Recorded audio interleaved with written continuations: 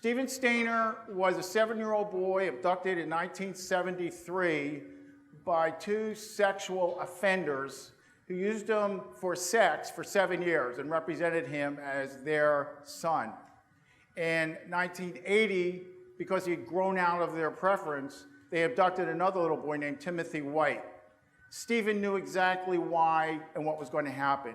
He took Timothy White and he walked out and he walked into a sheriff's substation up in Ukiah, and the world thought they would live happily ever after.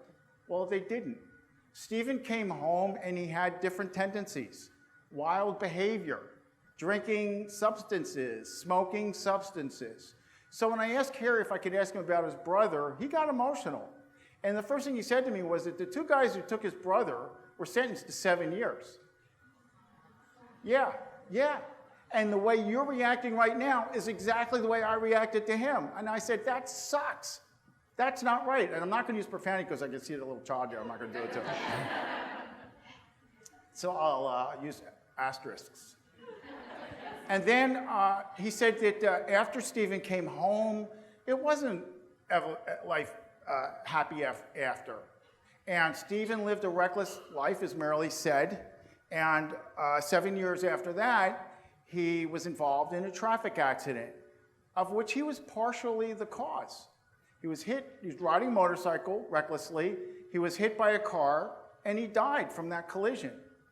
But the driver of the vehicle fled the scene and then fled to Mexico. They had to extradite him back. They brought him back and they charged him with a misdemeanor and released him. And he was, to me, overtly emotional about this. And we started talking about this. We talked about the concept of closure, the concept of, for a victim family, and I guarantee you there's some people out here that I hate to say have been touched by a crime like this. But there's no ability to ever go on with life. I've attended more murders than I know of, and I can't go on with my life having seen them, so I can't imagine what it's like for the family. But the idea of closure to me is a scar.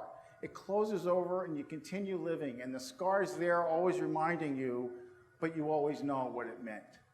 And